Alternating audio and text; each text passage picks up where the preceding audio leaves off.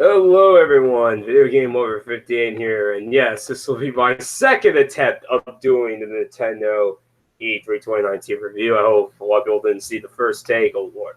But anyway, guys, I'm here. I know a lot of people are going to be asking why I decided to do Nintendo's E3 Direct review and not, Microsoft's or anyone else's. It's really because I really want to mainly focus on Nintendo for now, and I'll do Microsoft and all the other conferences on Thursday. So, overall, my thoughts on this direct, it was a decent direct. I didn't think it was bad, but I didn't think it was amazing that it's like the second coming of Christ. So let's break it down to the things that they showed off in this direct. They opened the show with the hero from Dragon Quest coming to Smash. Really, the hero from Dragon Quest.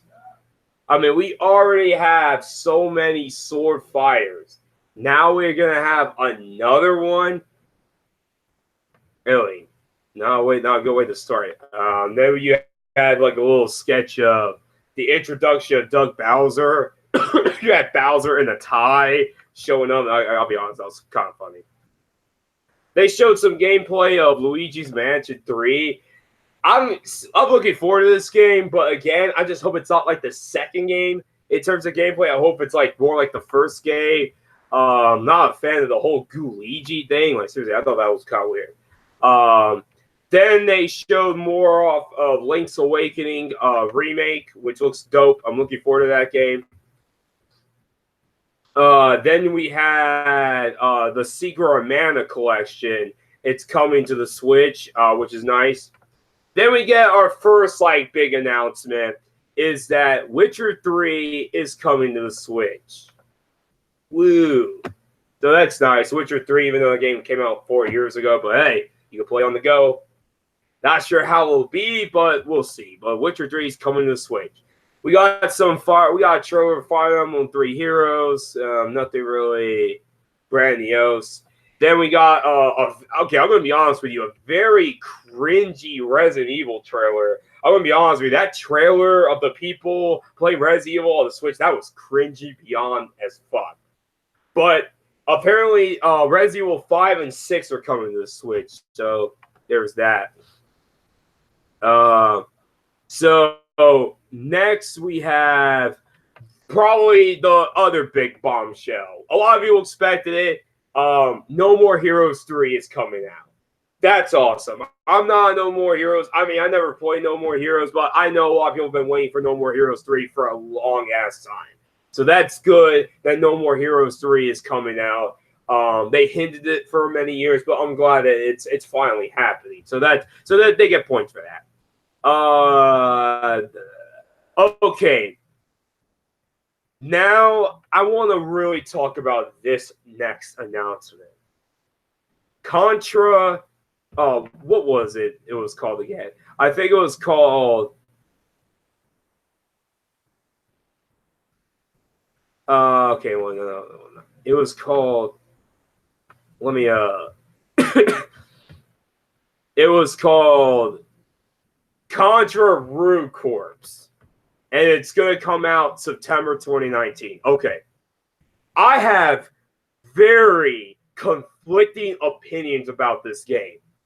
At one way, I'm excited as hell because this is the first Contra game in 12 years. So unless you count Contra Uprising, which came out, 2010, the Xbox Live, but I'm talking about like a full-blown Contra game.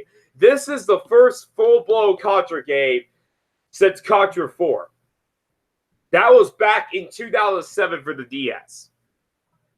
So I'm very excited for that, but I'm not excited for what I saw. One, graphically, the game looked pretty poor.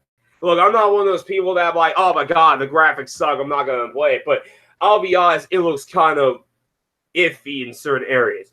Number two, I'm not looking forward to it's a 2.5D shooter.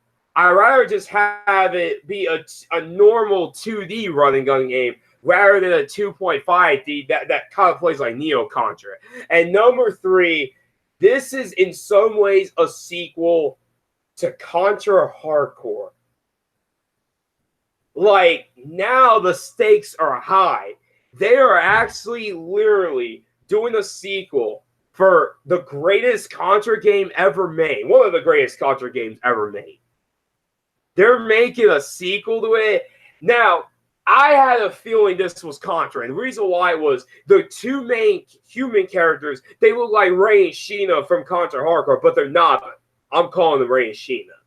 They also have a cyborg character, which resembles Brownie, and they have a panda character, which resembles Fang from Contra Hardcore. So I better not hear people say, oh my god, panda Contra? What the hell is this? We have Velociraptors in Neo Contra.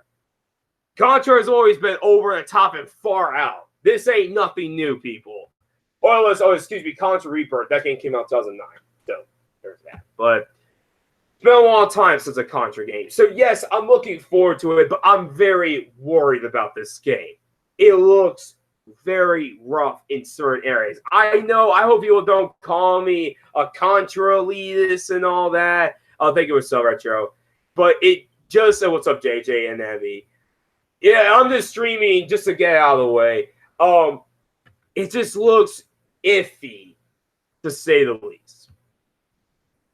So next, we saw more footage of Astral Chain. That Maquia game. Excuse me, not Astral Chain. Sorry, my bad for the mistake.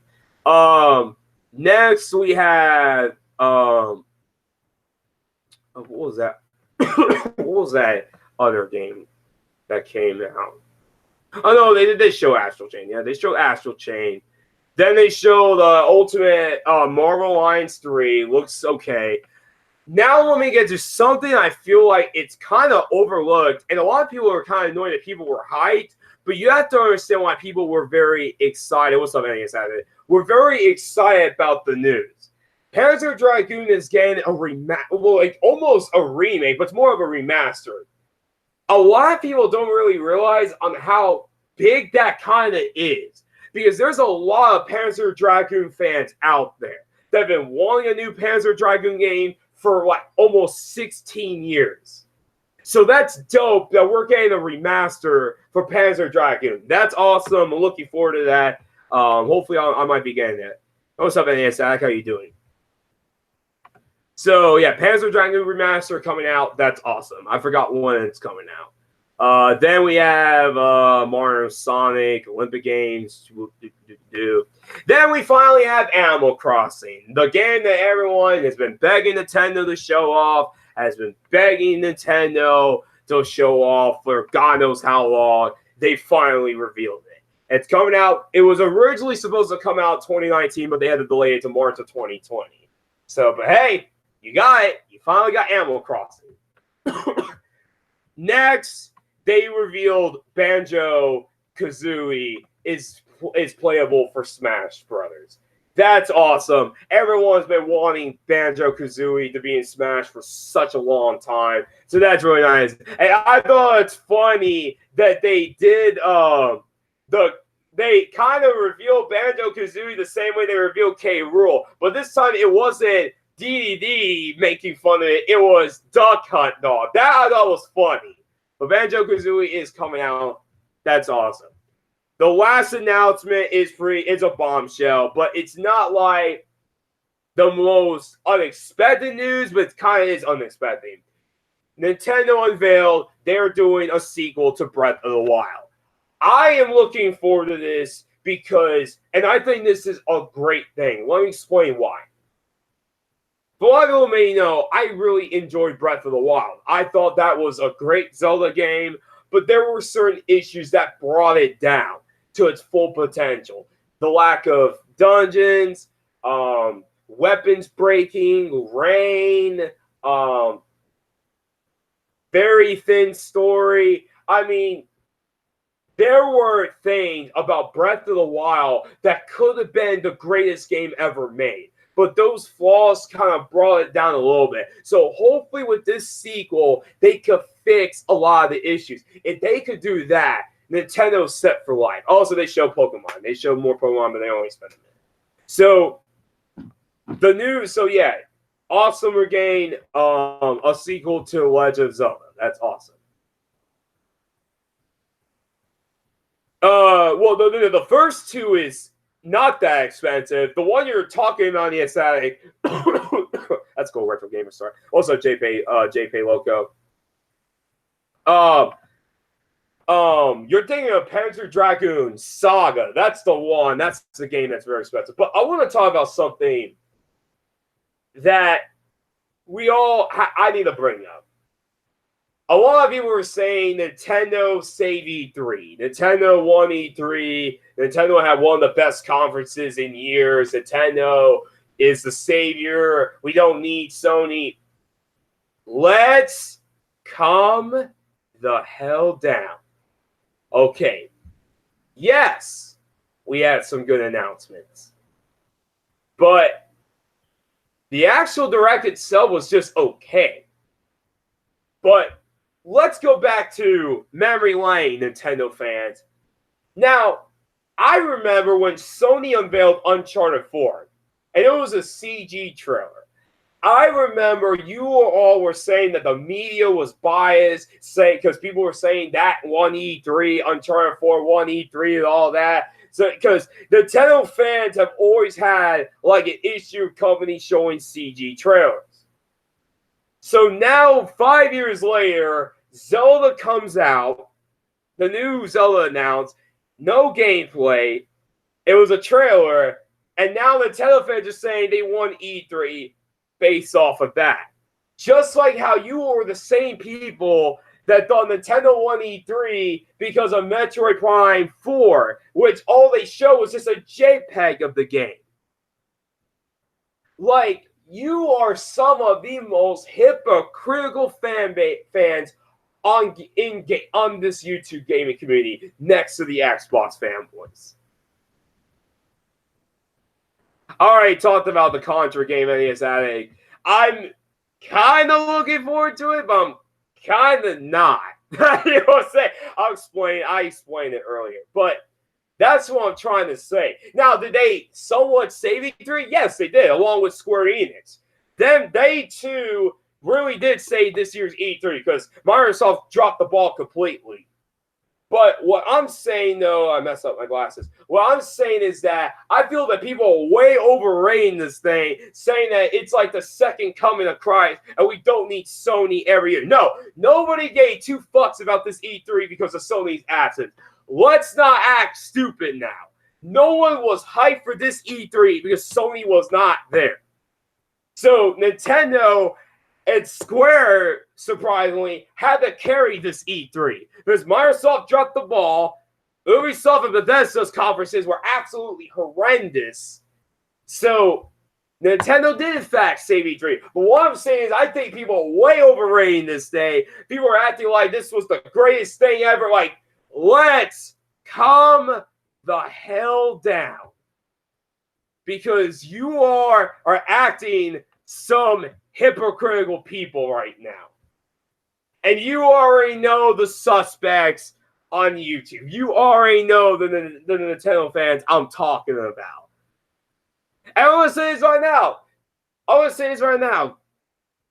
If I catch one of you people that got excited for Zelda, saying they won E3, but you're the same people that ragged on Uncharted 4, I'm going to make a compilation video just to prove out how hypocritical you Nintendo fanboys can really be sometimes.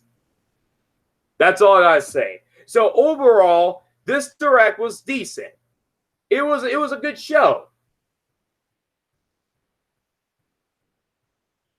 Yeah, that's what I'm saying, ESI. But what I'm just saying is that what I'm talking about is that Nintendo fanboys always ridicule Sony for that. They always ridicule Sony for that. But when Nintendo shows CGI trailers, then it's good. That's what I'm saying. That's kind of the hypocrisy I'm mentioning to the Nintendo fans. So overall, this Direct was decent. It was a decent Direct. There were some good things. The Switch is looking good for later down the road in 2020. but there were just some things that kind of brought it down. The Contra looks fine. I'm still not like really overly overly hyped for that game because there's certain issues I have with it, but we'll see. But overall, this was a decent showing.